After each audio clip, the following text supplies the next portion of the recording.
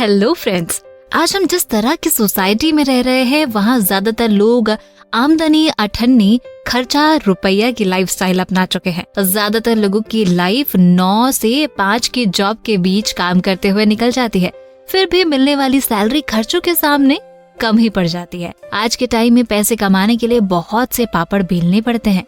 Life में आपको financially freedom हासिल करने के लिए 2 चीजों का आपको ख्याल रखना पड़ेगा। नंबर 1, 9 to 5 की जॉब से खुद का बॉस बनो, और नंबर 2, मनी मैनेजमेंट।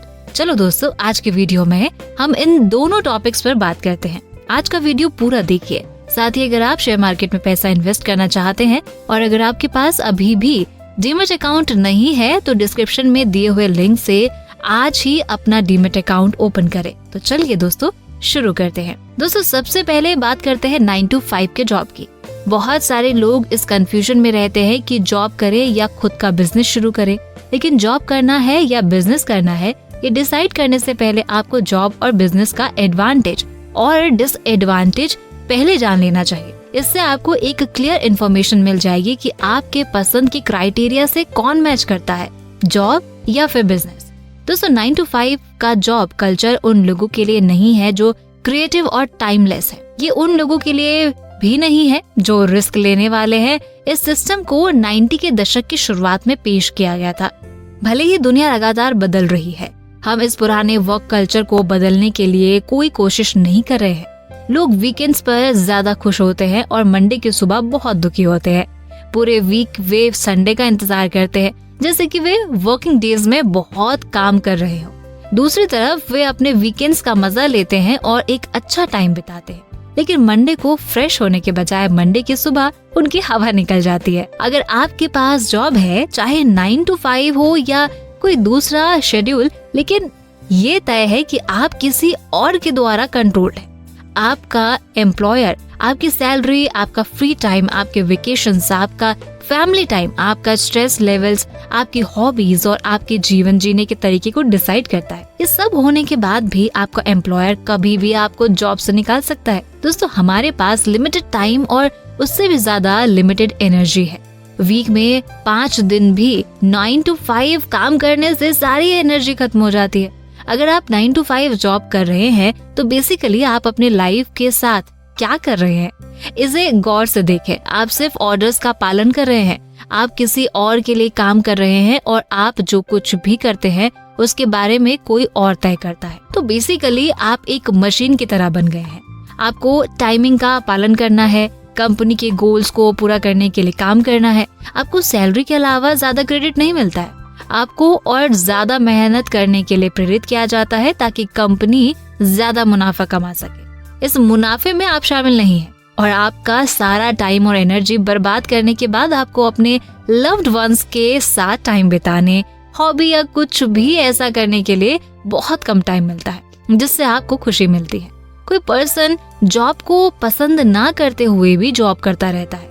इसका कारण फियर ऑफ नॉट सर्वाइविंग हो सकता है या फिर अनएम्प्लॉयड होने का डर, जिम्मेदारियों को पूरा नहीं कर पाने का डर, पैसे ना होने का डर। साथ ही लोगों को लगता है कि अगर वो जॉब छोड़कर कुछ नया करने लगते हैं तो क्या कहेंगे लोग।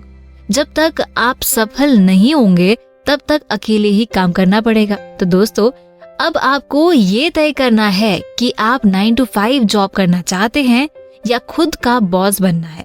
अगर आप अभी तक 9 to 5 जॉब के चक्कर में नहीं पड़े हैं तो आपको इससे बचने की कोशिश करनी चाहिए, और अगर आप जॉब करना शुरू कर चुके हैं तो जल्दी से जल्दी इस चक्रव्यूह से निकलने की कोशिश करें। दोस्तों अब बात करते हैं मनी मैनेजमेंट की। क्या आप तैयार हैं अमीर बनने के लिए? आपका जन्म अमीर घर में नहीं हुआ है तो भी आप खुद की लाइफ में अमीर बन सकते हैं, लेकिन इसके लिए हमें हमारी लाइफ में कुछ फाइनेंशियल डिसिप्लिन लानी पड़ेगी। सरल शब्दों में फाइनेंशियल डिसिप्लिन ये है कि आप अपने गोल्स को ध्यान में रखते हुए अपने खर्चों को कितनी अच्छी तरह मैनेज कर सकते हैं, साथ ही सेविंग और इन्वेस्टिंग के लिए पैसा बचा सकते हैं। फाइनेंशियल डिसिप्लिन आपके द्वारा कमाए गए पैसों का सही इस्तेमाल करने, फ्यूचर की समस्याओं को कम करने और रिस्क को मैनेज करने के लिए किया जाता है। अगर आपको पता ही है कि आपके पास से पैसा कहाँ जा रहा है तो आज से ही अपने फाइनेंशियल गोल डिसाइड करें। फाइनेंशियल गोल्स 2 तरह के होते हैं, आइए इसे समझते हैं। Number 1, short term financial goal. आप अपने एक दिन, एक वीक और एक मंथ के गोल डिसाइड कर सकते हैं। जैसे आप हर दिन होने वाले खर्च को नोट कर सकते हैं और इसे कम करने के लिए काम कर सकते हैं। इसे एक एग्जाम्पल से समझते हैं। मेरा एक दोस्त हर रोज ऑफिस जाने के लिए कैब या ऑटो बुक करता था और मुझसे पैसे की तंगी का रोना रोता रहता था।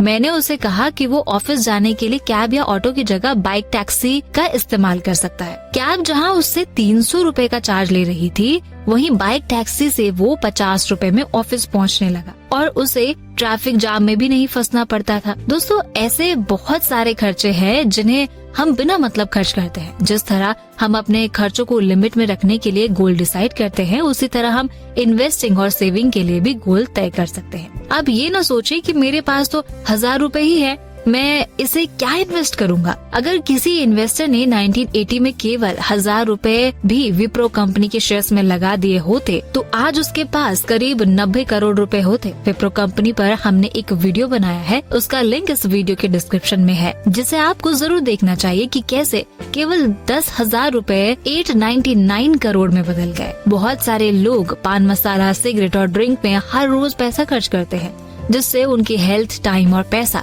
तीनों खराब होते हैं। अगर आप इन्हें बंद नहीं कर सकते तो आप इन्हें कम जरूर कर सकते हैं। आप रोज तय करें कि आप जितना पैसा इन चीजों में खर्च कर रहे हो उसे 50% कम पर ला सकते हैं। अब बात करते हैं लॉन्ग टर्म फाइनेंशियल गोल्स की। लॉन्ग टर्म फाइनेंशियल गोल्स में आप ये तय कर सकते हैं कि आप अगले 10, 15, 20 सालों तक कैसे फाइनेंशियल गोल हासिल कर सकते हैं। फाइनेंशियल गोल्स को हासिल करने के लिए ज्यादातर लोग अपने लाइफ टाइम की इनकम को लगा देते हैं। अलग अलग एज का हर पड़ाव अलग होता है और उसी के मुताबिक फाइनेंशियल गोल्स भी बदलते हैं। फॉर एग्जाम्पल, 20 से 30 साल की एज के बीच में हमारे लिए रिटायरमेंट प्लानिंग प्रायोरिटी में नहीं होती है, लेकिन जब आपकी एज 40 साल के करीब होती है तो आप रिटायरमेंट के लिए इन्वेस्टमेंट करना चाहते हैं। लाइफ के दूसरे पड़ावों की तरह ही 40 से 50 साल की एज काफी इम्पोर्टेंट है। इस टाइम में आप अपने करियर की ऊंचाई पर होते हैं, आपके पास फैमिली और जरूरी जिम्मेदारियां जैसे बच्चों की एजुकेशन और होम लोन का पेमेंट करना होता है।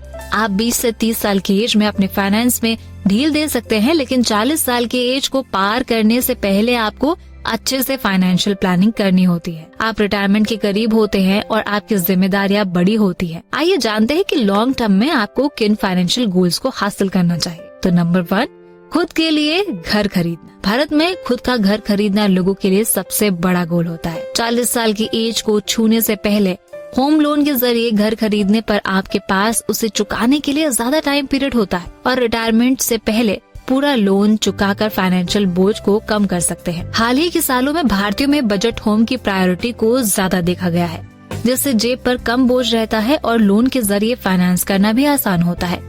इसके अलावा टैक्स बेनिफिट भी मिलता है। अगर आप 30 से 40 साल की एज के बीच है तो ये घर खरीदने का अच्छा टाइम है। नंबर 2, इमरजेंसी फंड बनाना। लाइफ के हर पड़ाव पर इमरजेंसी फंड की जरूरत होती है। 20 से 30 साल की एज के बीच इसे हासिल करना मुश्किल होता है, लेकिन 30 से 40 साल की एज में इसे हासिल किया जा सकता है। एक इमरजेंसी फंड आपकी मौजूदा मंथली इनकम का 3 से 6 गुना होना चाहिए।